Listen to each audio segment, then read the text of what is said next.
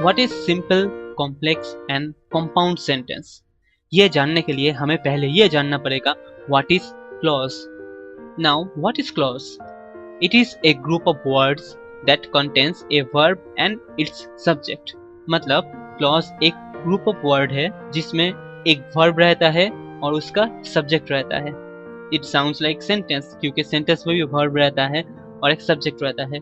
सो clause और sentence में फर्क क्या है? Alex ate a burger while he was watching the movie.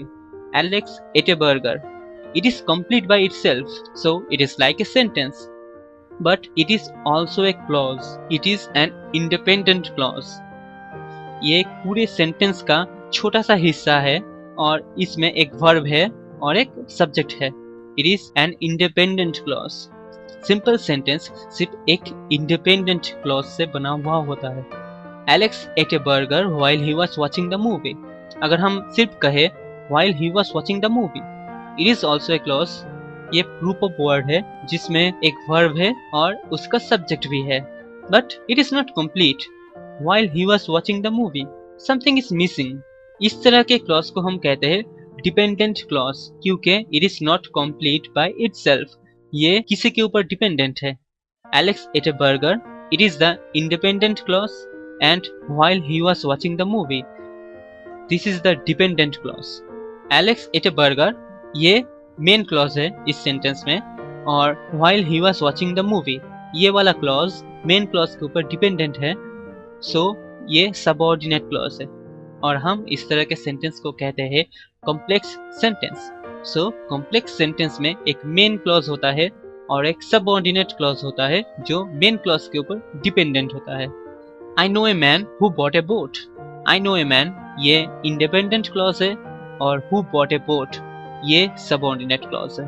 I have a dog which is black. I have a dog ये independent clause है या main clause है which is black ये subordinate clause है। I have a pen which is very expensive. I have a pen ये main clause है which is very expensive ये main clause के ऊपर dependent है, so ये सबऑर्डिनेट क्लॉज है। सो हर कॉम्प्लेक्स सेंटेंस में एक इंडिपेंडेंट क्लॉज रहता है और एक डिपेंडेंट क्लॉज रहता है और डिपेंडेंट क्लॉज मेन क्लॉज के ऊपर डिपेंडेंट होता है। The sun is shining and everyone is happy.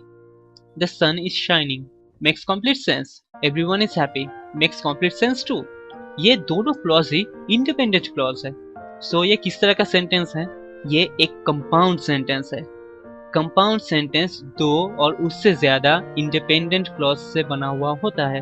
जैसे I like dogs but I don't like bulldogs. I like dogs एक इंडिपेंडेंट क्लॉज है। आई डोंट लाइक बुलडॉग्स ये भी एक इंडिपेंडेंट क्लॉज है। And but is a conjunction. हम दो independent clause को एक कॉन्जंक्शन से ऐड करके एक कंपाउंड सेंटेंस बनाते हैं। बट वन वार्निंग, कभी कभी हम कहते हैं the sun is shining everyone is happy. यहाँ पे कोई कंजंक्शन नहीं है। कंजंक्शन के जगह हमने सिर्फ एक कॉमा यूज किया है and grammatically this is wrong. दो इंडिपेंडेंट क्लॉज को ज्वाइन करके कंपाउंड सेंटेंस बनाने के लिए कंजंक्शन यूज करना जरूरी है। Remember FANBOYS for and nor but और yet so FANBOYS use this coordinate conjunction to join two independent clauses. I started early, I arrived late. But use करके ये दोनों इंडिपेंडेंट क्लॉज को add कर सकते हैं। I started early, but I arrived late. He didn't win the match. He was happy. He didn't win the match, yet he was happy. Yet conjunction use करके हमने दो इंडिपेंडेंट क्लॉज को join किया है। I will buy the book or I will borrow it from the public library. So यहाँ पे और एक कंजंक्शन है और यूज करके हमने दो इंडिपेंडेंट क्लॉज को ज्वाइन किया है। I will buy the book or I will borrow it from the public library. That's all for today.